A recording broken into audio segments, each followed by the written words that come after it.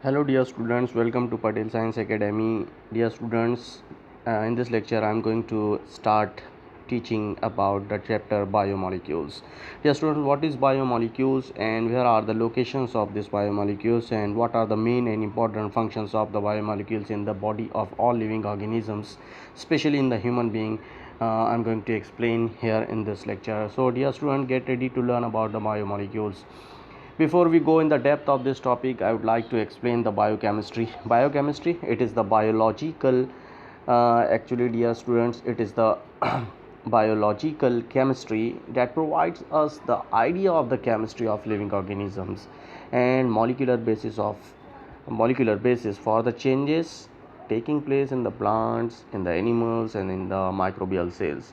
So dear students, इस topic में हम ये समझेंगे कि बायोकेमिस्ट्री जो होता है वो क्या है। एक्चुअली ये हमको प्रोवाइड करता है, it provides us the idea of chemistry of living organism के बारे में और उनके मॉलिक्यूलर बेसिस के बारे में, यानी उनके जो भी मॉलिक्यूलर जो भी ऑर्गन बने हैं, जो भी टिश्यू बने हैं, उसमें मॉलिक्यूल्स का क्या रोल है और इस तरह से लिविंग ऑर्गेनिज़म की बॉडी में बायोमॉलिक्यूल्स का क्या रोल है, वो कैसे अपनी स्ट्रक्चर को एक इम्पॉर्टेंट और वाइटल रोल प्ले करने वाला जो है मॉलिक्यूल्स बनाते हैं प्लांट्स के अंदर, एनिमल्स के अंदर और माइक्रो ऑर्गेनिजम्स के अंदर। सो डियर स्टूडेंट्स, इसमें पूरी डिटेल हम इसकी देखेंगे। चलिए बढ़ते हैं आगे और देखते हैं next topic. The chemical analysis of the living organism indicates the presence of the carbon, hydrogen, nitrogen, oxygen.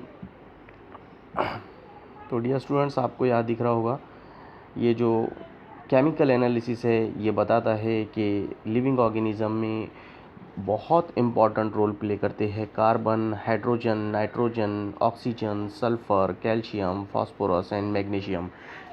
तो डियर स्टूडेंट्स, ये जितने भी दिख रहे हैं ये carbon, hydrogen, oxygen, nitrogen, okay dear students, sulphur, calcium and phosphorus and magnesium, ये जो एटम्स आपको दिख रहे हैं ये बहुत इंपॉर्टेंट रोल प्ले करते हैं इन द लिविंग ऑर्गेनिज्म बॉडी। यानी लिविंग ऑर्गेनिज्म की जो बॉडी है, उनके अंदर जो ऑर्गन है, उनके अंदर जो टिश्यू है, उनके अंदर जो सेल है, उसमें ये कंपोनेंट, ये एलिमेंट्स जो है प्रेजेंट रहते हैं, ये एटम्स जो प्रेजेंट रहते हैं इन द डिफरेंट फॉर्म्स, कहीं आयंस की फॉर्म में, कहीं कंपाउंड की फॉर्म में, कहीं मॉलिक्यूल्स की फॉर्म में, कहीं एलिमेंट्स की फॉर्म में, और अपना रोल प्ले करते हैं। क्या रोल प्ले करते हैं इस टॉपिक में हम यही देखने जा रहे हैं। Okay dear students, so get ready for the different types of the roles of the different types of biomolecules. So chemically all living organisms have three types of the macromolecules which are polymers of simple monomers. तो dear student, अगर detail इसकी देखें तो आपको पता चलेगा कि हमारे लिविंग ऑर्गेनिज्म की बॉडी में जो है 3 टाइप के मैक्रो मॉलिक्यूल्स हैं। मैक्रो मीन्स होता है बिग, तो बड़े साइज़ के जो मॉलिक्यूल होते हैं जिनकी स्ट्रक्चर कॉम्प्लेक्स होती है, ऐसे मॉलिक्यूल को मैक्रो मॉलिक्यूल बोलते हैं। और जिनकी साइज़ छोटी होती है, जिनमें नंबर ऑफ़ एटम्स कम होते हैं, उनको माइक्रो एलिमेंट्स बोलते हैं। लेकिन मैं बता रहा हूँ आपको मैक्रो एलिमेंट्स के बारे में। तो मैक्रो एलिमेंट्स जो है हमारे बॉडी में वो 3 टाइप के, मेनली तो ऐसे ही देखा गया है कि वो 3 टाइप के हैं, और वो कौन से हैं उसकी डिटेल मैं आपको बता रहा हूँ।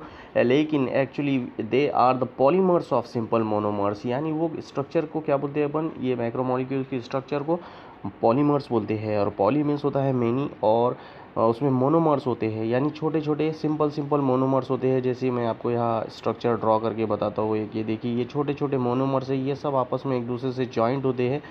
तो जॉइंट होने के बाद ये मोनोमर्स, पॉलीमर्स, इस स्ट्रक्चर को हम पॉलीमर्स बोलते हैं। तो ये सिंपली मैंने आपको समझाया।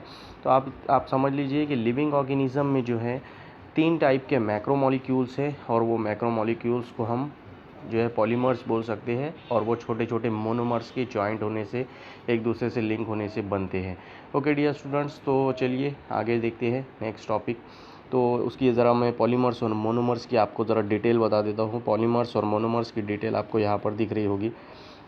तो डियर स्टूडेंट्स, ये यहाँ पर मोनोमर्स आपको दिख रहे हैं नंबर 1 पे, और इधर दिख रहे हैं पॉलीमर्स। ओके डियर स्टूडेंट्स, तो मोनोमर्स जो है, जैसे एक पहली एग्जांपल आपको बता रहा हूँ, मोनोसेकेराइड। तो मोनोसेकेराइड जो है, बहुत सारे मोनोसेकेराइड जो है जब मिलते हैं तो पॉलीसेकेराइड्स बनते हैं, और मोनोसेकेराइड जब बहुत सारे मिलते हैं तो पॉलीसेकेराइड बनते हैं, और ये मोनोसेकेराइड और पॉलीसेकेराइड ये कार्बोहाइड्रेट की एग्जांपल है। कार्बोहाइड्रेट तो आपने नाम सुना ही होगा। तो डियर स्टूडेंट, कार्बोहाइड्रेट एक बायोमॉलिक्यूल है और मैक्रोमॉलिक्यूल है, क्योंकि ये पॉलीसेकेराइड फॉर्म में होता है, यानी बहुत सारे मोनोसेकेराइड जो है इसमें मिलते हैं। इसकी डिटेल हम देखेंगे, अभी मैं आपको सिर्फ इसका इंट्रोडक्शन दे रहा हूँ। उसके बाद अमाइनो एसिड्स करके मोनोमर्स होते हैं, अमाइनो एसिड्स करके मोनोमर्स होते हैं। ये अमाइनो एसिड जो है ये जब मिलते हैं, बहुत सारे amino acids as a monomer जब एक दूसरे से मिलते हैं तो पॉलीपेप्टाइड चेन बनती है, और ये प्रोटीन की एग्जांपल है, यानी इसी को प्रोटीन बोलते हैं। मतलब प्रोटीन मतलब क्या, पॉलीपेप्टाइड चेन जिसमें बहुत सारे अमाइनो एसिड्स होते हैं। तो इसका मतलब प्रोटीन जो है वो अमाइनो एसिड से बना है, कार्बोहाइड्रेट जो है वो मोनोसेकेराइड से बना है। इसी तरह से थर्ड एग्जांपल जो है मोनोमर्स की वो है न्यूक्लियोटाइड्स। और न्यूक्लियोटाइड जब बहुत सारे न्यूक्लियोटाइड एक दूसरे से मिलते हैं तो पॉलीन्यूक्लियोटाइड स्ट्रक्चर बनती है, जो न्यूक्लिक एसिड जिसको हम बोलते हैं। तो डियर स्टूडेंट्स, यहाँ पर अभी 3 एग्जाम्पल मैंने आपको बताया हूँ। पहली एग्जाम्पल में हमने देखा किसकी डिटेल, हमने देखा है डिटेल मोनोसेकेराइड्स यानी पॉलीसेकेराइड जिससे बनते हैं, यानी कार्बोहाइड्रेट की डिटेल। दूसरे में हमने देखा कि बॉडी में जो प्रोटीन है उसको पॉलीपेप्टाइड चेन हम बोलते हैं, क्योंकि वो मोनोमर्स अमाइनो एसिड्स के मिलने से बनती है। और तीसरा हमने देखा न्यूक्लिक एसिड जैसे DNA RNA, इसमें पॉलीन्यूक्लियोटाइड्स होते हैं जो कि न्यूक्लियोटाइड्स के मिलने से बनते हैं।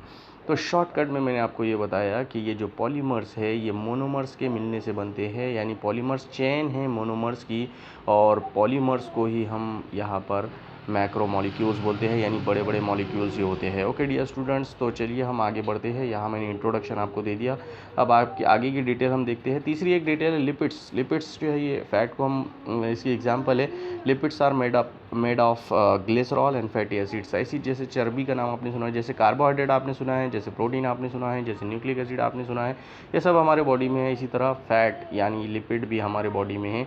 और लिपिड जो है वो किससे बनती है, उसके मोनोमर्स आपके सामने यहाँ पर दिख रहे हैं, वो ग्लिसरॉल और फैटी एसिड से बनते हैं। यानी ग्लिसरॉल और फैटी एसिड जैसे मोनोमर्स जब एक दूसरे से जॉइंट होते हैं तो लिपिड्स बनते हैं। जैसे कार्बोहाइड्रेट जो है वो मोनोमर्स के एक दूसरे से जॉइंट होने से बनते हैं, जैसे प्रोटीन जो है वो अमाइनो एसिड्स के एक दूसरे से जॉइंट होने से बनते हैं, जैसे न्यूक्लिक एसिड न्यूक्लियोटाइड के एक दूसरे से जॉइंट होने से बनते हैं, ऐसे लिपिड जो है फैटी एसिड और ग्लिसरॉल के एक दूसरे से जॉइंट होने से बनते हैं। तो इसका मतलब ये जो है सिंपल स्ट्रक्चर है। मोनोमर जिसको हम कहते हैं ये एक दूसरे से जॉइंट होते हैं तो पॉली वाली स्ट्रक्चर में जाते हैं, जिसको हम मैक्रोमॉलिक्यूल्स बोलते हैं। और जिसकी एग्जाम्पल अभी 4 एग्जाम्पल हमने यहाँ देखा, carbohydrate, protein, nucleic acid and lipids. Okay dear students, तो आई होप कि आपको समझ में आ रहा है, you are getting all this points. तो अभी तक सिर्फ मैं इसका इंट्रोडक्शन दे रहा था, चलिए जाते हैं अब डिटेल में। Classification of the biomolecules in the cell, हमारे सेल के अंदर बायोमॉलिक्यूल्स कौन से हैं और उनका क्लासिफिकेशन हम यहाँ पर देखेंगे। ओके डियर स्टूडेंट्स, तो इसकी डिटेल देखने के लिए आप तैयार हो जाइए। बहुत ही बड़ा चार्ट आपके सामने आ रहा है और इसमें हम देखेंगे हमारे सेल के अंदर जो है कौन से बायोमॉलिक्यूल्स है। ओके डियर स्टूडेंट्स, तो बायोमॉलिक्यूल्स हम देख रहे हैं। बायोमॉलिक्यूल्स यानी सेल के अंदर, लिविंग बॉडी के अंदर पाए जाने वाले molecules, the molecules which are present in the living cell in the living body. So हम इसको डिवाइड करेंगे इस तरह से, जिसकी डिटेल मैं आपको बता रहा हूँ। चलिए देखते हैं। डिटेल को देखने के लिए हमें इसको डिस्ट्रीब्यूट करना पड़ेगा, क्लासीफाई करना पड़ेगा। तो बायोमॉलिक्यूल्स को हम डिवाइड करते हैं पहले दो, इनऑर्गेनिक और ऑर्गेनिक बायोमॉलिक्यूल्स में। तो ऑर्गेनिक बायोमॉलिक्यूल्स भी हमारे बॉडी में होते हैं और इनऑर्गेनिक बायोमॉलिक्यूल्स भी हमारे बॉडी में होते हैं। ओके डियर स्टूडेंट, यहाँ तक समझ में आया आपके biomolecules? There are 2 types of biomolecules, organic biomolecules and inorganic biomolecules. आप इसको समझते समझते नोट भी कर सकते हैं। ओके डियर स्टूडेंट, चलिए बढ़ते हैं आगे। अब हम देखते हैं सबसे पहली डिटेल ऑर्गेनिक बायोमॉलिक्यूल्स की। तो डियर स्टूडेंट, ऑर्गेनिक बायोमॉलिक्यूल्स में फिर से 2 टाइप के बायोमॉलिक्यूल्स हैं। मैक्रो बायोमॉलिक्यूल्स यानी बड़ी बड़ी साइज़ वाले और कॉम्प्लेक्स स्ट्रक्चर वाले बायोमॉलिक्यूल्स, और माइक्रो बायोमॉलिक्यूल्स यानी सिंपल स्ट्रक्चर और छोटे छोटे माइक्रो साइज़ वाले बायोमॉलिक्यूल्स। तो इसका मतलब हमने अभी तक ये समझा कि बायोमॉलिक्यूल्स जो ह्यूमन बॉडी में या और लिविंग ऑर्गेनिज्म में होते हैं वो 2 टाइप के होते हैं, ऑर्गेनिक और इनऑर्गेनिक। जिसमें से ऑर्गेनिक की हमने डिटेल देखा, तो ऑर्गेनिक 2 टाइप के होते हैं, एक बड़ी साइज़ वाले और एक छोटी साइज़ वाले, जिसमें बड़ी साइज़ वालों में ज़्यादा जो है एलिमेंट्स होंगे, number of elements, number of atoms जो है ज़्यादा होंगे और माइक्रो में स्मॉल होंगे, और इसकी स्ट्रक्चर सिंपल होंगी, इसकी स्ट्रक्चर कॉम्प्लेक्स होंगी। चलिए आगे बढ़ते हैं। अब ज़रा मैक्रो मॉलिक्यूल्स की डिटेल देख लेते हैं। तो मैक्रो मॉलिक्यूल्स जो है वो आपको यहाँ दिख रहे होंगे, ये 3 टाइप के। एक है पॉलीसेकेराइड, दूसरा है पॉलीपेप्टाइड और तीसरा है पॉलीन्यूक्लियोटाइड। ओके डियर स्टूडेंट्स, तो आपको यहाँ पर डिटेल बताते हैं हम पॉलीसेकेराइड की। तो पॉलीसेकेराइड्स यानी ये सिंपल शुगर से मिलकर बनते हैं, इसका मतलब ये एग्जांपल हो गई कार्बोहाइड्रेट की। तो ऑर्गेनिक में मैक्रोमोलिक्यूल्स में हमने सबसे पहले एग्जांपल देखी पॉलीसेकेराइड्स की, जो कि सिंपल शुगर से बने हैं, यानी ये हुआ कार्बोहाइड्रेट। तो पहले इसकी डिटेल अपन अभी देखेंगे, अभी पूरी डिटेल में अपन जाएंगे। अभी सिर्फ चार्ट में मैं समझा रहा हूँ कि अपने बॉडी में कौन कौन प्रेजेंट है। ओके डियर स्टूडेंट, चलिए अब दूसरी तरफ जाते हैं और देखते हैं हम दूसरे वाली एग्जांपल में हम आगे बढ़ते हैं। ओके, चलिए दूसरी तरफ देखते हैं। अब दूसरी एग्जांपल है पॉलीपेप्टाइड की, यानी ये है प्रोटीन की एग्जांपल, और प्रोटीन जो है ये बनते हैं छोटे छोटे मोनोमर्स अमाइनो एसिड से। तो दूसरा मैक्रोमोलिक्यूल्स है प्रोटीन वाला। ओके डियर स्टूडेंट्स, तो हमने अभी तक ऑर्गेनिक बायोमोलिक्यूल्स में, मैक्रो बायोमोलिक्यूल्स में हमने अभी तक 2 देख लिया। एक देखा है कार्बोहाइड्रेट यानी सी, और दूसरा है देखा है हमने प्रोटीन यानी पॉलीपेप्टाइड। ओके डियर स्टूडेंट्स, अब बढ़ते हैं हम तीसरे की तरफ आगे और देखते हैं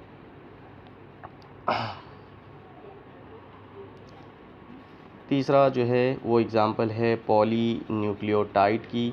पॉलीन्यूक्लियोटाइड यानी ये जो डीएनए आरएनए वगैरह अपने बॉडी में होते हैं वो न्यूक्लियोटाइड से बनते हैं।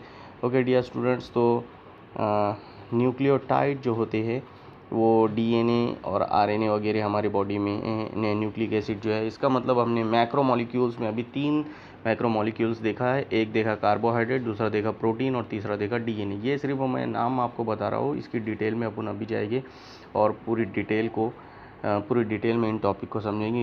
इसी पर ये चैप्टर डिपेंड करता है। ओके डियर स्टूडेंट्स, तो ऑर्गेनिक में हमने अभी तक देखा मैक्रोमोलिक्यूल्स, और मैक्रोमोलिक्यूल्स में हमने देखा पॉलीसेकेराइड यानी कार्बोहाइड्रेट, पॉलीन्यूक्लियोटाइड यानी डीएनए आरएनए, और पॉलीपेप्टाइड यानी प्रोटीन जो अमाइनो एसिड से बने हैं। कार्बोहाइड्रेट सिंपल शुगर से बने हैं, प्रोटीन अमाइनो एसिड से बने हैं, और पॉलीन्यूक्लियोटाइड न्यूक्लियोटाइड से बने हैं। ओके डियर स्टूडेंट्स, अब बढ़ते हैं आगे और देखते हैं माइक्रोमोलिक्यूल्स। ओके, तो माइक्रोमोलिक्यूल्स यानी ऐसे मॉलिक्यूल्स जो है तो ऑर्गेनिक, लेकिन इनकी सिंपल स्ट्रक्चर है, और एक्चुअली इनकी स्ट्रक्चर में नंबर ऑफ़ एलिमेंट्स जो है वो कम है और साइज़ छोटे साइज़ के होते हैं। तो माइक्रोमोलिक्यूल्स जो है वो यहाँ पर 2 है। एक है लिपिड और दूसरा है सेकेंडरी मेटाबोलाइट्स। तो आप ये पूरा नोट्स बना सकते हैं। माइक्रोमोलिक्यूल्स में लिपिड्स हम सबसे पहले देख रहे हैं। तो लिपिड्स की डिटेल में हम जाते हैं और देखते हैं लिपिड्स कौन से टाइप के हैं। तो लिपिड्स जो है एक फैटी एसिड टाइप का है और एक ग्लिसरॉल टाइप के हैं। ओके डियर स्टूडेंट, चर्बी वगैरह जिसको अपन बोलते हैं। और फैटी एसिड फिर इसकी 2 टाइप है, saturated fatty acid and unsaturated fatty acid. इसकी डिटेल अपन बाद में आगे के लेक्चर्स में देखेंगे। और सेकेंडरी मेटाबोलाइट्स जो है वो एल्कलॉइड्स, फेनोलिक, टर्पेनॉइड्स और एसेंशियल ऑयल्स, टॉक्सिन्स, लैक्टीन्स, ये सब इसके एग्जांपल्स है। ये इन सबको सेकेंडरी मेटाबोलाइट्स बोलते हैं। ओके डियर स्टूडेंट्स, तो मैक्रोमोलिक्यूल्स में हमने लिपिड्स देखा, ये पहली एग्जांपल, और सेकेंडरी मेटाबोलाइट्स ये दूसरी एग्जांपल देखा। ये क्या है इसकी पूरी डिटेल अपन नेक्स्ट लेक्चर में देखेंगे। तो डियर स्टूडेंट्स, हमने बायोमोलिक्यूल्स जो ह्यूमन की या और लिविंग ऑर्गेनिज्म, दूसरे लिविंग ऑर्गेनिज्म की बॉडी में होते हैं, वो 2 टाइप के होते हैं, जिसमें से ऑर्गेनिक मैंने अभी आपको बताया।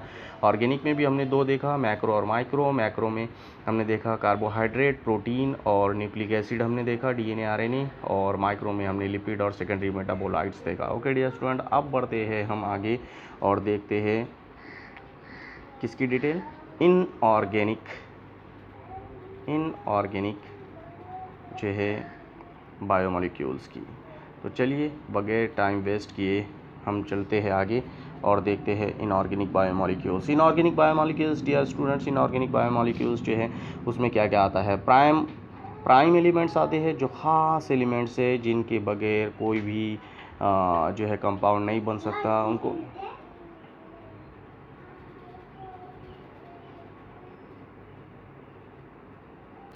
ओके डियर स्टूडेंट्स, तो हमने पहला लिस्ट में देखा क्या है, सबसे पहला क्या है, प्राइम एलिमेंट्स। ऐसे एलिमेंट्स जिनकी ज़रूरत है हर कंपाउंड को बनाने के लिए, जिनके बगैर कंपाउंड का बनना नामुमकिन है।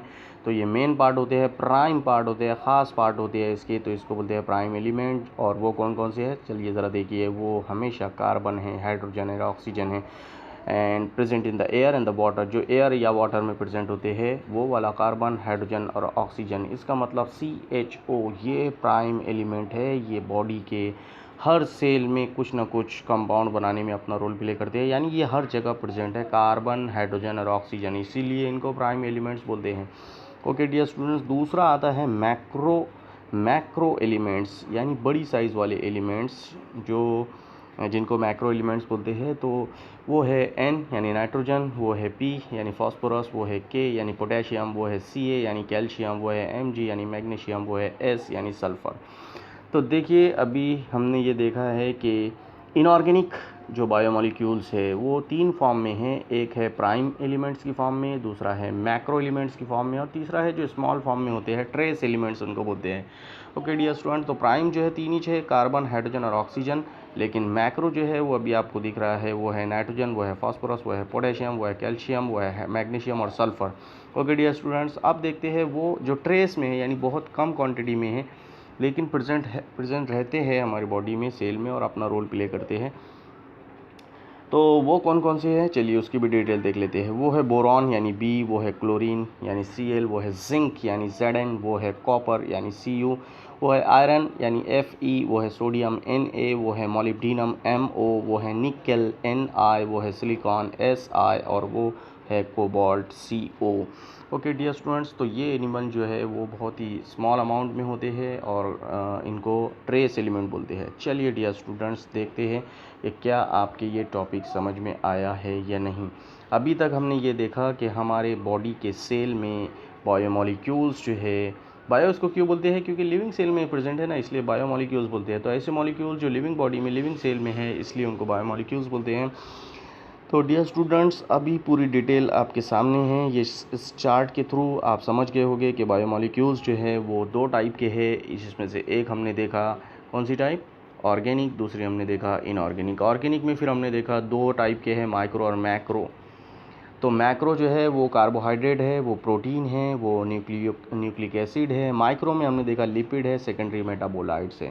इनऑर्गेनिक में हमने देखा कि वो प्राइम एलिमेंट CHO है, वो मैक्रो एलिमेंट NPK CAMGS है, और trace elements BCl ZnCO Fe Na MO Ni SiCO है। ओके डियर स्टूडेंट्स, तो ये था सिर्फ इसका इंट्रोडक्शन। अब हम इसकी डिटेल में जा रहे हैं और देख रहे हैं कि एक्चुअल में बायोमोलिक्यूल्स की, मैक्रोमोलिक्यूल्स की डिटेल को हम इस लेक्चर में देखने जा रहे हैं। ओके डियर स्टूडेंट्स, तो आई होप कि अभी तक आपकी ये समझ में आ गया है कि हमने देखा बायोमोलिक्यूल्स में हमने देखा 2 टाइप के बायोमोलिक्यूल्स जो है हमारे बॉडी में हैं। एक है ऑर्गेनिक और दूसरा है इनऑर्गेनिक। ओके डियर स्टूडेंट्स, तो आपने रिवीजन करते जाना चाहिए। यहाँ पे ऑर्गेनिक में जो है वो 2 टाइप के हैं, एक है मैक्रो और दूसरा है माइक्रो। ओके डियर स्टूडेंट्स, तो मैक्रो में हमने देखा 3 टाइप के हैं, कार्बोहाइड्रेट, प्रोटीन और न्यूक्लिक एसिड। और माइक्रो में हमने देखा वो है लिपिड और सेकेंडरी मेटाबोलाइट्स। तो इस तरह से आपने याद करना चाहिए किसी भी लेक्चर के टॉपिक को। ओके डियर स्टूडेंट्स, फिर उसके बाद हमने देखा इनऑर्गेनिक में हमने क्या देखा था, इनऑर्गेनिक में हमने देखा कि इनऑर्गेनिक भी जो है 3 टाइप के उसमें एलिमेंट्स होते हैं। एक वो एलिमेंट्स जो मेन एलिमेंट्स है, जिनको हम क्या बोलते हैं, प्राइम एलिमेंट्स। ओके, तो प्राइम एलिमेंट्स जो है वो आपको पता ही है, CHO है। और दूसरा हमने क्या देखा, वो एलिमेंट्स जो बिग साइज़ के हैं, कॉम्प्लेक्स है, उनको मैक्रो एलिमेंट्स बोलते हैं। ओके डियर स्टूडेंट्स, आपको याद आ रहा होगा, अभी मैंने पिछले लेक्चर में बताया माइक्रो एलिमेंट्स कौन से हैं, नाइट्रोजन है, फास्फोरस है, पोटेशियम है, कैल्शियम है कि नहीं डियर स्टूडेंट्स, मैग्नीशियम है, सल्फ़र है। ये सब मैक्रो एलिमेंट्स में इनका जो है इन्वॉल्वमेंट है।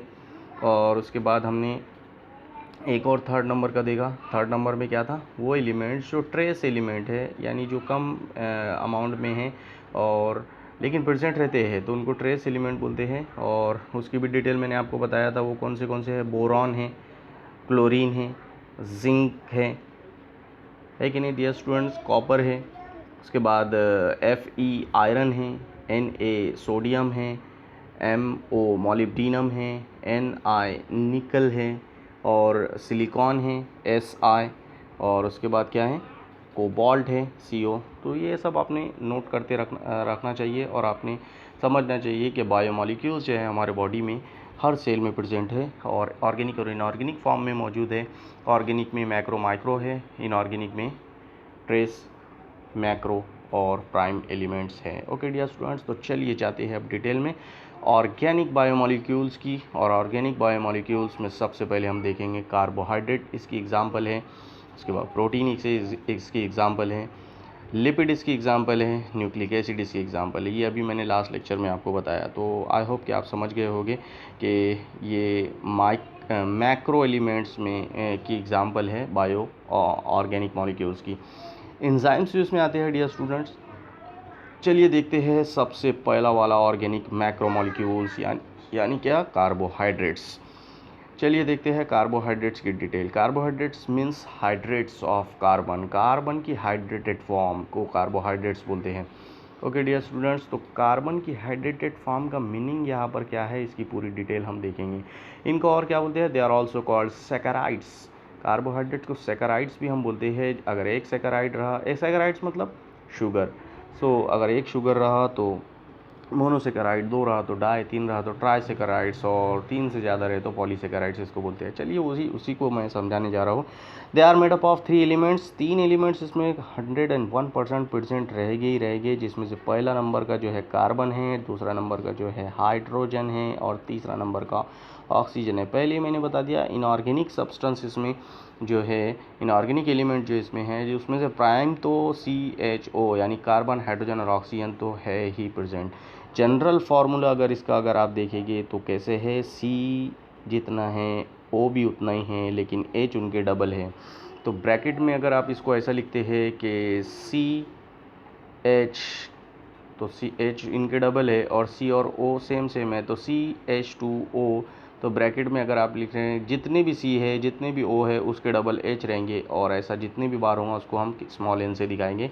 तो ये इनका जनरल फार्मूला होता है। In bracket CH2O bracket close n for the number of this elements. तो ब्रैकेट में जो भी दिख रहा है वो जितनी बार है उसको उतनी बार लिखेंगे। एक बार है तो उसके कोई नंबर नहीं लिखेंगे, लेकिन अगर 2 बार है तो यहाँ 2 लिखेंगे, 3 बार है तो यहाँ 3 लिखेंगे। ओके डियर स्टूडेंट्स, 4 बार है तो हम इसको 4 लिखेंगे। इस तरह से नंबर हम देते जाएंगे। तो जनरल फार्मूला क्या है इसका, CH2O, यानी जितने C है उसके डबल O उसके डबल H है, और C और O जो है इक्वल है। तो ये इसका जनरल फार्मूला याद रखिए आप। They contain the hydrogen and oxygen in the ratio of 2:1। तो मैंने आपको पहले ही बताया अभी कि हाइड्रोजन और ऑक्सीजन जो है इनका रेशो क्या है, मतलब जितने ऑक्सीजन हैं उसके डबल हाइड्रोजन है। तो यहाँ पर आपने देखा होगा CH2O, यानी एक O है तो H 2 है। ठीक है, तो इसकी डिटेल आप ये इस चीज़ से भी याद रख सकते हैं कि रेशो इनका हाइड्रोजन और ऑक्सीजन का रेशो जो है 2:1 है। यानी ऑक्सीजन 1 है तो हाइड्रोजन उसके डबल यानी 2 रहेगा। अगर हाइड्रोजन 2 है तो अगर ऑक्सीजन 2 है तो हाइड्रोजन जो है 4 होंगे। अगर ऑक्सीजन 3 है तो हाइड्रोजन 6 हो गए। अगर ऑक्सीजन 100 है तो हाइड्रोजन 200 यानी 200 हो गए। ओके डियर स्टूडेंट्स, तो इसको बोलते हैं 2:1 का ratio. They can be broken down और oxidise to release the energy. इसके पहले मैंने चैप्टर पढ़ाया आपको रेस्पिरेशन एंड एनर्जी ट्रांसफ़र। आपको उसमें मालूम है कि ये जो बड़े बड़े कंपाउंड हैं, कार्बोहाइड्रेट, प्रोटीन, लिपिड्स, इनको जब ब्रेक किया जाता है, यानी ऑक्सीजन की हेल्प लेकर इनको जब ब्रेक किया जाता है, इनका ऑक्सीडेशन किया जाता है, तो ये एनर्जी रिलीज़ करते हैं, जिससे हमें ATP की फॉर्म में इसको हम ज़िंदा रहने के लिए यूज़ करते हैं, कोई भी फंक्शन करने के लिए यूज़ करते हैं। तो कार्बोहाइड्रेट की सबसे ख़ास बात तो आपको मैंने पहले ही बता दिया हूँ कि ये आपको इंस्टेंट एनर्जी देते हैं, सबसे फास्ट एनर्जी देते हैं। तो ये एनर्जी बहुत फास्ट अपने को मिलती है। इसलिए कार्बोहाइड्रेट, जब भी हमको चक्कर वगैरह आते हैं तो हम कोई भी मीठी चीज़ खाते हैं, क्योंकि कार्बोहाइड्रेट जो है स्वीट टू टेस्ट होते हैं। सब कार्बोहाइड्रेट नहीं होते, लेकिन जो मेनली शुगर वाले कार्बोहाइड्रेट्स होते हैं वो स्वीट टू टेस्ट होते हैं, इसलिए हम जल्दी से इसको खाते हैं, as compare to protein, lipids जो हमको कार्बोहाइड्रेट बहुत जल्दी एनर्जी देता है, फास्ट एनर्जी देता है। ओके डियर स्टूडेंट्स, तो ये था थोड़ा सा इंट्रोडक्शन कार्बोहाइड्रेट का। Based on the sugar units, carbohydrates are classified into monosaccharide, disaccharides and polysaccharides. मैंने पहले ही आपको बताया कि इसमें जो सेकेराइड्स का मीनिंग है वो है शुगर। तो शुगर कितने हैं, कितने शुगर के मॉलिक्यूल्स एलिमेंट्स इसमें हैं। अगर एक बार शुगर है तो उसको मोनोसेकेराइड्स बोलेंगे, क्योंकि सेकेराइड्स का मीनिंग है शुगर और मोनो का मीनिंग होता है वन। अगर एक शुगर मॉलिक्यूल है कार्बोहाइड्रेट में तो ये इसका हो गया कौन सा वाला फॉर्म, मोनो कार्बोहाइड्रेट। अगर दो बार है तो हम डाइसेकेराइड्स इसको बोलेंगे, और अगर दो से ज़्यादा बार है शुगर एलिमेंट्स प्रेजेंट है, शुगर यूनिट प्रेजेंट है, तो ऐसे कार्बोहाइड्रेट को पॉलीसेकेराइड बोलेंगे। इसका मीनिंग ये है कि कार्बोहाइड्रेट की शुगर की बेस पर 3 टाइप हैं, मोनोसेकेराइड, डाइसेकेराइड एंड पॉलीसेकेराइड्स। तो चलिए आगे बढ़ते हैं और डिटेल में जाते हैं इसकी। तो चार्ट आपके सामने हैं, क्लासिफिकेशन ऑफ कार्बोहाइड्रेट्स आपको यहाँ दिखाई दे रहा होगा। चलिए डिटेल में जाते हैं और देखते हैं कार्बोहाइड्रेट की डिटेल और समझते हैं कार्बोहाइड्रेट के टॉपिक को फुल डिटेल में, और कोशिश करते हैं कि कार्बोहाइड्रेट के पूरे टॉपिक आपके समझ में आए। और चलिए स्टार्ट करता हूँ मैं, आपको बताते हैं सबसे पहले कार्बोहाइड्रेट में मोनोसेकेराइड्स। मोनोसेकेराइड्स किसको बोलते हैं, जो जिसमें सिर्फ एक शुगर मॉलिक्यूल्स होता है, और ये सबसे सिंपल स्टेज है कार्बोहाइड्रेट की। This is the simplest stage of the carbohydrate. So dear students, monosaccharides की जो है ये पहली टाइप है। मोनोसेकेराइड्स का मीनिंग आपको अभी तक समझ गया होगा कि मोनोसेकेराइड्स, मोनो का मीनिंग होता है वन। तो जिस कार्बोहाइड्रेट में एक सेकेराइड यानी एक शुगर मॉलिक्यूल होता है उसको हम मोनोसेकेराइड बोलते हैं। और इसकी सबसे ख़ास बात याद रखने के लिए आपको मैं ये बताता हूँ कि ये सिंपलेस्ट टाइप के शुगर है, यानी ये कार्बोहाइड्रेट की सबसे लास्ट वाली फॉर्म है। इसके बाद कार्बोहाइड्रेट को और ज़्यादा ब्रेक नहीं किया जा सकता। अगर इसके बाद ब्रेक करेंगे तो अब वो कार्बोहाइड्रेट नहीं रहेगा, वो कुछ दूसरी स्ट्रक्चर बन जाएंगी। तो ये कार्बोहाइड्रेट की सबसे सिंपल फॉर्म है, लास्ट स्टेज है। ओके, यानी सिंपलेस्ट टाइप का कार्बोहाइड्रेट अगर आपको किसी ने पूछा तो आपने बोलना चाहिए कि वो मोनोसेकेराइड्स है। क्यों? क्योंकि उसमें सिर्फ एक ही शुगर मॉलिक्यूल होता है, इसलिए इसको सिंपल शुगर बोलते हैं। ओके, एग्जाम्पल अगर देखेंगे तो एग्जाम्पल में ट्रायोस करके एक एग्जाम्पल है, टेट्रॉस करके एग्जाम्पल है, पेंटॉस करके एग्जाम्पल है, हेक्सॉस करके एग्जाम्पल है, और हेप्टॉस करके एक एग्जाम्पल है। अब ट्रायोस किसको बोलते हैं? ट्राई का मीनिंग आपको मालूम है, जिसमें 3 कार्बन होते हैं। तो ऐसे कार्बोहाइड्रेट जिसमें 3 कार्बन है उनको ट्रायोस बोलते हैं। For example glyceraldehyde. Okay, tetrose, tetra का मीनिंग होता है 4। ऐसे कार्बोहाइड्रेट, ऐसे मोनोसेकेराइड जिसमें 4 कार्बन है, एरिथ्रोस इसकी एग्जांपल है। उसके बाद पेंटोस जिसमें 5 कार्बन है। आरएनए जो राइबोस शुगर है वो इसकी एग्जांपल है। डीएनए में जो डीऑक्सीराइबोस शुगर है उसमें भी 5 कार्बन है, ये उसकी एग्जांपल है। और उसके बाद सबसे इम्पॉर्टेंट हेक्सोस, जो दुनिया की सबसे मशहूर एग्जांपल, फेमस एग्जांपल है, जिसमें 6 कार्बन होते हैं, यानी ग्लूकोज। तो C6H12O6 ग्लूकोज इसकी एग्जांपल है। ब्लड के अंदर जो शुगर होते हैं, फ्रुक्टोस जो फ्रूट वगैरह में जो शुगर प्रेजेंट होती है, मिल्क में जो होती है, ये सब के सब, गैलेक्टोज वगैरह जिसमें लैक्टोज शुगर होती है, ये सब की सब ये कार्बोहाइड्रेट जो है इसमें 6 कार्बन है, 6 कार्बन है, इसलिए हेक्सोस इनको बोलते हैं। और अब आप खुद ही समझ गए होंगे कि हेप्टोस में हेप्टा है, हेप्टा में 7, तो इसमें 7 कार्बन है, इसलिए इसको हेप्टोस बोलते हैं। सिडोहेप्ट्यूलोस करके इसकी एग्जाम्पल है। ओके डियर स्टूडेंट्स, तो ये आप चीज़ें याद रख सकते हैं कि मोनोसेकेराइड्स और कार्बोहाइड्रेट की सिंपलेस्ट फॉर्म है, जिसको और ज़्यादा ऑक्सीडाइज नहीं किया जा सकता, और ज़्यादा नहीं ब्रेक किया जा सकता। लास्ट स्टेज है ये कार्बोहाइड्रेट की, जिसमें सिर्फ एक शुगर मॉलिक्यूल होता है, और जिसमें कार्बन 3 रहे तो ट्रायोस इनको बोलते हैं, 4 रहे तो टेट्रोस बोलते हैं, 5 रहे तो पेंटोस, और 6 रहे तो इसको हेक्सोस बोलते हैं। हेक्सोस की एग्जांपल आप याद रखिए, ग्लूकोज, फ्रुक्टोज इसकी एग्जांपल है, और 7 रहे तो हेप्टोस इसको बोलते हैं, और सिडोहेप्टस इसकी एग्जांपल। तो आई होप कि आपको कार्बोहाइड्रेट की पहली टाइप तो समझ में आ गई है, जिसको मोनोसेकेराइड बोलते हैं। अगर मोनोसेकेराइड समझ में आया है तो 101% आपको डाइसेकेराइड समझ में आने वाला है। ओके डियर स्टूडेंट्स, तो डाइसेकेराइड्स इसको बोलते हैं। डाई का मीनिंग होता है 2। ऐसे कार्बोहाइड्रेट जिसमें 2 मोनोसेकेराइड्स है, एक मोनोसेकेराइड्स ये दूसरे मोनोसेकेराइड से अगर मिल गया, जॉइंट हो गया, तो ये क्या बन गया? डाइसेकेराइड्स। ओके, इसलिए इसका नाम है डाइसेकेराइड्स। तो यानी इसमें शुगर मॉलिक्यूल्स जो होते हैं वो 2 इन नंबर होते हैं। जैसे कि मोनोसेकेराइड्स में एक शुगर मॉलिक्यूल होता है, इसमें 2 शुगर मॉलिक्यूल होते हैं, यानी 2 शुगर मॉलिक्यूल अगर एक रहा तो उसको मोनोसेकेराइड बोलते हैं। इसका मतलब डाइसेकेराइड में 2 मोनोसेकेराइड रहते हैं, इजंट इट? सो दो मोनोसेकेराइड वाले कार्बोहाइड्रेट को डाइसेकेराइड्स बोलते हैं।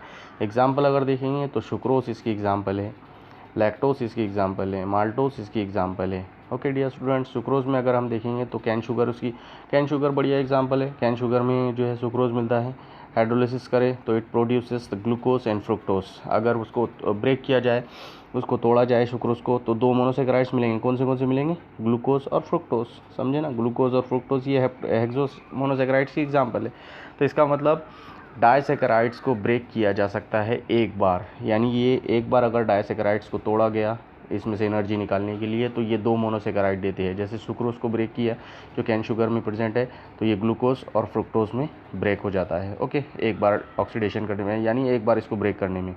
ओके डियर स्टूडेंट, अब देखते हैं लैक्टोज जो कि मिल्क में, दूध में रहता है, तो उसमें जो शुगर है लैक्टोज जिसका नाम है, अगर इसको हाइड्रोलाइज करे, इसको ब्रेक किया, तो ये ग्लूकोज और गैलेक्टोज में कन्वर्ट हो जाता है। तो आपने देखा होगा ग्लूकोज, गैलेक्टोज, ये इसकी एग्जांपल है। हेक्सोस की मोनोसेकेराइड्स की एग्जांपल है। तो आप ये याद रख सकते हैं, लैक्टोज जो है, लैक्टोज को अगर ब्रेक किया तो ग्लूकोज और गैलेक्टोज बनते हैं, सुक्रोज को ब्रेक ग्लूकोज और फ्रुक्टोज जो है बनते हैं। ओके डियर स्टूडेंट, माल्टोज ऐसी तीसरी एग्जांपल माल्टोज है जो माल्ट शुगर में रहती है। इसको अगर ब्रेक किया तो ग्लूकोज के दो मॉलिक्यूल ब्रेक होते हैं, बनते हैं, यानी glucose plus glucose is equal to maltose. Glucose plus galactose is equal to milk में पाई जाने वाली sugar lactose. Glucose plus fructose means sucrose. तो ये तीन एग्जाम्पल हमने डाइसेकेराइड्स के देखा है, और आई होप कि आपको ये समझ में आ गया है कि डाइसेकेराइड्स किसको बोलते हैं, जिसमें दो मोनोसेकेराइड्स होते हैं, और जिसमें एक सेकेराइड्स होता है उसको मोनोसेकेराइड्स बोलते हैं। इतनी लंबी एग्जांपल उसकी बताया, डाइसेकेराइड्स की भी इतनी सारी एग्जांपल्स हमने देखा है। अब देखते हैं वो कार्बोहाइड्रेट जो बहुत अमेजिंग हैं और जिसकी डिटेल अगर आपको समझना हो तो मोनो और डाइसेकेराइड्स को आपको समझना ही होगा, जिसकी डिटेल मैंने आपको समझाने की कोशिश किया है। चलिए डियर स्टूडेंट्स, अब बढ़ते हैं आगे और देखते हैं पॉलीसेकेराइड्स। पॉलीसेकेराइड्स, क्या आपको मीनिंग ऑफ पॉली मालूम है? डियर स्टूडेंट्स, पॉली का मीनिंग जो है वो आपको अच्छी तरह से मालूम है कि पॉली मीन्स होता है मीनिंग। तो पॉलीमर्स ऑफ मोनोसेकेराइड्स, इसमें बहुत सारे मोनोसेकेराइड्स होते हैं, कम से कम 3 तो रहेंगे ही रहेंगे, क्योंकि अगर 2 रहते हैं तो उसको डाइसेकेराइड बोलते हैं, यानी 3 से ज़्यादा, मैं तो बोलूँगा 10 से भी ज़्यादा जो है इसमें हो सकते हैं, उससे भी ज़्यादा हो सकते हैं। तो इसका सिंपल सा मीनिंग ये है कि पॉलीसेकेराइड्स हम ऐसे कार्बोहाइड्रेट को बोलते हैं जिसमें बहुत सारे मोनोसेकेराइड्स होते हैं। तो इसकी फिर से 2 टाइप है, एक है होमोपॉलीसेकेराइड्स और दूसरी है हेटेरोपॉलीसेकेराइड्स। अब होमोपॉलीसेकेराइड्स किसको बोलते हैं और हेटेरोपॉलीसेकेराइड्स किसको बोलते हैं, चलिए इसकी डिटेल देख लेते हैं। क्या आपको होमो का मीनिंग मालूम है? होमो मीन्स होता है सेम। तो डियर स्टूडेंट्स, ऐसे पॉलीसेकेराइड जिसमें सब के सब मोनोमर सेम हों, तो इसको बोलते हैं हम homopolysaccharides. The polysaccharides which contains all the monomers, all the monosaccharides same. So that type of polysaccharides are called homopolysaccharides.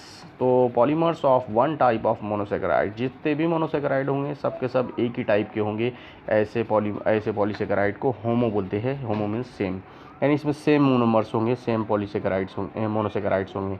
Example अगर देखने जाए तो स्टार्च जो प्लांट में रहती है, सबसे बढ़िया इसके एग्जांपल है। सेल्यूलोज जो सेल वाल में प्लांट्स की होती है, ये भी इसकी एग्जांपल है। ग्लाइकोजन जो एनिमल के बॉडी में स्टोर होता है, ये कार्बोहाइड्रेट भी होमोपॉलीसेकेराइड की एग्जांपल है। तो 3 एग्जांपल होमोपॉलीसेकेराइड की, जिसमें से 2 प्लांट वाली देखी हमने और एक जो है एनिमल वाली देखी। स्टार्च, सेल्यूलोज और ग्लाइकोजन, ये एग्जांपल है होमोपॉलीसेकेराइड्स के। क्या मीनिंग हुआ उसका? होमोपॉलीसेकेराइड्स का मीनिंग ये हुआ कि ऐसे पॉलीसेकेराइड्स जिनमें जितने भी मोनोसेकेराइड्स हैं सब के सब सेम है, सब के सब सेम टाइप के हैं। अब चलिए देखते हैं हेटेरोपॉलीसेकेराइड्स। हेटेरो का मीनिंग होता है डिफरेंट। हेटेरो का क्या मीनिंग होता है? डिफरेंट। तो ऐसे polysaccharides, the polymers of the different types of the monosaccharides, ऐसे पॉलीसेकेराइड जिसमें मोनोसेकेराइड जो है एक जैसी नहीं है, अलग अलग है, डिफरेंट टाइप के है, तो इनको हेटेरोपॉलीसेकेराइड्स बोलेंगे। जस्ट आई होप कि आपके समझ में आ रहा है। तो इसकी एग्जांपल अगर देखें तो हाइलुरोनिक एसिड, ये इसकी एग्जांपल है। हेपेरिन, ये इसकी एग्जांपल है। ब्लड ग्रुप, ये इसके एग्जाम्पल, ब्लड ग्रुप में जितने भी सब्सटेंस होते हैं ये सब इसकी एग्जांपल है। कॉन्ड्राइटिन, ये कॉन्ड्राइटिन सल्फेट, ये इसकी एग्जांपल है। तो आप याद रख सकते हैं हेटेरोपॉलीसेकेराइड कोई भी एक एग्जांपल, जैसे हेपेरिन ले लो जो हेयर में रहता है प्रोटीन, या हाइलुरोनिक एसिड ले लो ये इसको आप याद रख सकते हैं, या ब्लड ग्रुप सब्सटेंस ले लो, या इसको आप याद रख सकते हैं। ओके डियर स्टूडेंट्स, तो यहाँ पर हमने देखा कि कार्बोहाइड्रेट जो है वो 3 टाइप के हैं, मिनिमम 3 टाइप के। वैसे तो बहुत डिटेल है इसकी, लेकिन मैंने आपको 11th में ये मैं आपको समझा रहा हूँ। इसकी ये 3 टाइप है। कौन सी 3 टाइप है? Monosaccharides, disaccharides, polysaccharides. मोनोसेकेराइड्स जो सिंपलेस्ट टाइप है, जिसको और ज़्यादा ब्रेक नहीं किया जा सकता। डाइसेकेराइड जिसमें 2 मोनोसेकेराइड्स है जिनको एक बार ब्रेक किया जा सकता है। पॉलीसेकेराइड्स जिनमें बहुत सारे मोनोमर्स होते हैं जिनको बहुत बार ब्रेक किया जा सकता है। मोनोसेकेराइड के example triose, tetrose, pentose, hexose, heptose, जिसमें ग्लूकोज, फ्रुक्टोस, गैलेक्टोस वगैरह इसके एग्जाम्पल है। Disaccharide sucrose, lactose, maltose. Polysaccharides 2 type के, होमो और हेट्रो। होमो में जितने भी मोनोमर्स होंगे सब के सब सेम होंगे, जैसे स्टार्च, सेल्यूलोज, ग्लाइकोजन। हेट्रो में वो डिफरेंट टाइप से होंगे, जैसे heparin, blood group, hyaluronic acids. तो डियर स्टूडेंट्स, आई होप कि आपको ये लेक्चर समझ में आया है, और कार्बोहाइड्रेट नाम का जो ऑर्गेनिक मैक्रो बायो मॉलिक्यूल्स है उसकी डिटेल आपके समझ में आ रही है। मोनोसेकेराइड्स अभी मैंने आपको बताया, these are simplest sugar having crystalline structure. Structure कैसी है? क्रिस्टलाइन है, क्रिस्टल फॉर्म में जो है ये पाई जाती है। जैसे आपने शक्कर देखी होंगी, आपके घर में जो शक्कर होती है वो क्रिस्टल फॉर्म है उस मोनोसेकेराइड्स की। और क्या है इनका टेस्ट कैसा होता है? Sweet to taste. ये मीठे होते हैं, स्वीट होते हैं, और क्या होता है? Soluble in water. पानी में इसको डालेंगे डिज़ोल्व हो जाएंगे। ये 3 इसकी बहुत बड़ी इंपॉर्टेंट कैरेक्टरिस्टिक है। कौन सी 3 कैरेक्टर? एक, इसको पानी में अगर डालेंगे पानी में इसको अगर आप सॉल्व करना चाहेंगे तो ये डिज़ोल्व हो जाएगा। दूसरा, टेस्ट करेंगे तो मीठा स्वीट टू टेस्ट रहेगा। और तीसरा, क्रिस्टलाइन फॉर्म में होगा। इसकी स्ट्रक्चर कैसी है? क्रिस्टल फॉर्म में, दाने दाने दाने फॉर्म में रहेंगे। जैसे अपने घर में शुगर होती है वो इसी की एग्जांपल है। ओके डियर स्टूडेंट्स, अब देखते हैं next point. They can not be further hydrolyse into smaller molecules. पहले ही मैंने आपको बता दिया, अब इनको इससे ज़्यादा और ब्रेक नहीं किया जा सकता, और ज़्यादा हाइड्रोलाइज नहीं किया जा सकता है, क्योंकि ऑलरेडी ये सिंपलेस्ट टाइप है।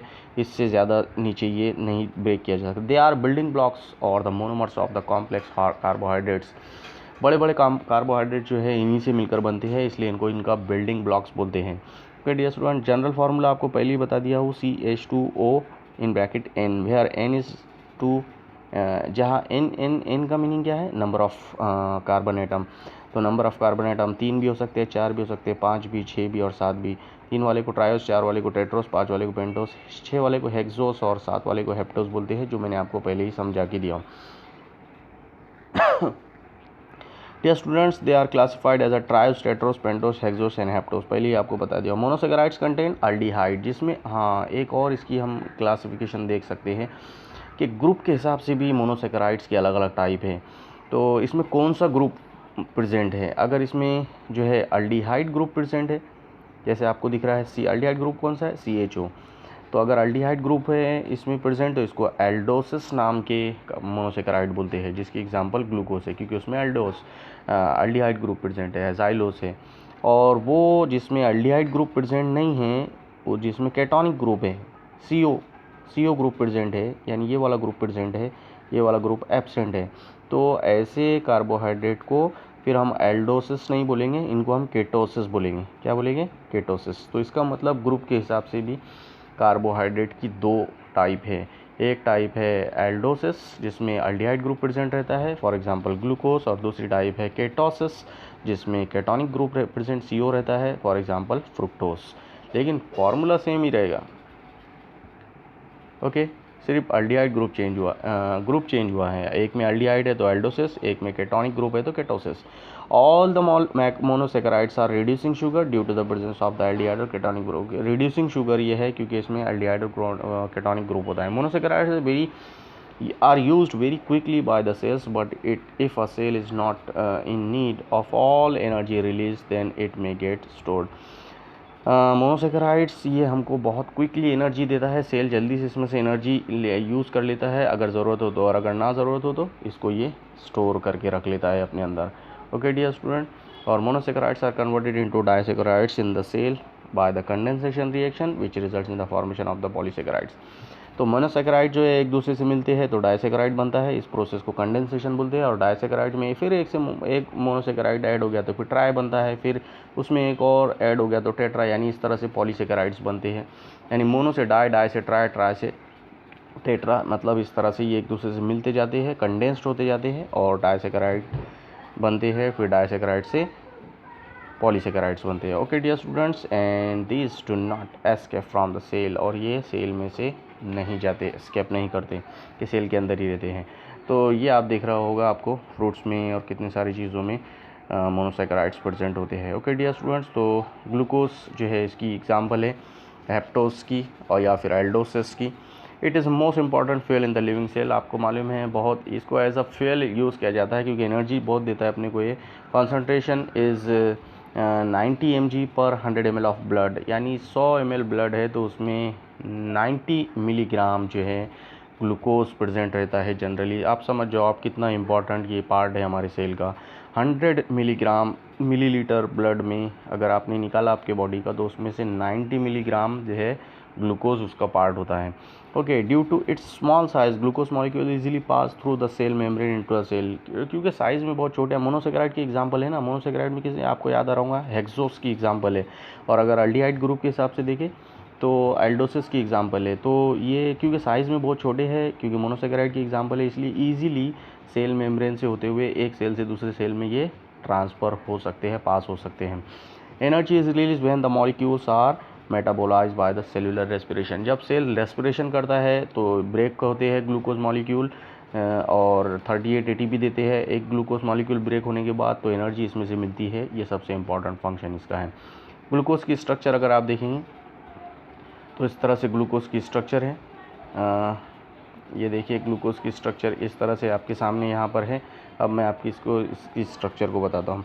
यहाँ पे जो कॉर्नर दिख रहा है, हर कॉर्नर का मीनिंग है कि ये एक कार्बन है, ये दूसरा वाला कार्बन है, ये तीसरा वाला कार्बन है, ये चौथा वाला कार्बन है, ये पांचवा वाला कार्बन है और छठा कार्बन आपके सामने ये दिख रहा है। ओके, तो इसका फॉर्मूला तो आपको मालूम ही है, C6H12 और O6। तो मैंने अभी आपको C6 बताया है, 1 वाला C, दूसरा C, तीसरा C, चौथा C, पाँचवा C और 6C। 6 कार्बन इसमें है जो मैंने अभी आपको बता दिया।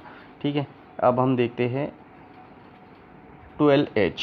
तो 12H कैसे यहाँ पर रहते हैं, तो H जो है कभी O के साथ या कभी सिंगल रहते हैं। तो ये देख लिए, एक O एक H, ये दूसरा H, यानी पहले वाले C के साथ एक OH और एक H, इसमें 2H, फिर ये 2H 4 हो गए, फिर ये 2H 6 हो गए, फिर ये 2H 8 हो गए।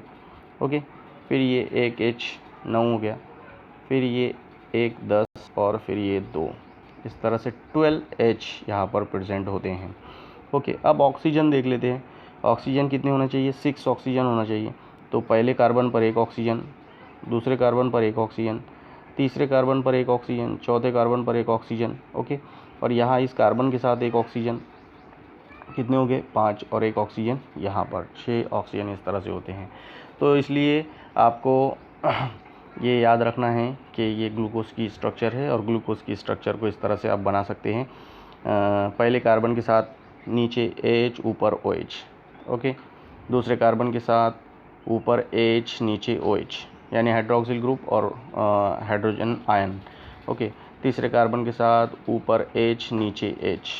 ओके, चौथे कार्बन के साथ उल्टा, ऊपर जो है H नीचे OH। देखिए आप OH H H OH OH H H OH, इस तरह से आपको इसको बनाना होता है। पाँचवें कार्बन पर डायरेक्ट ऑक्सीजन आप लगा सकते हैं पहले वाले इस पर, और यहाँ पर जो है पाँचवें वाले कार्बन पर नीचे H लगाना है और ऊपर जो है एक ग्रुप लगाना है CH2OH।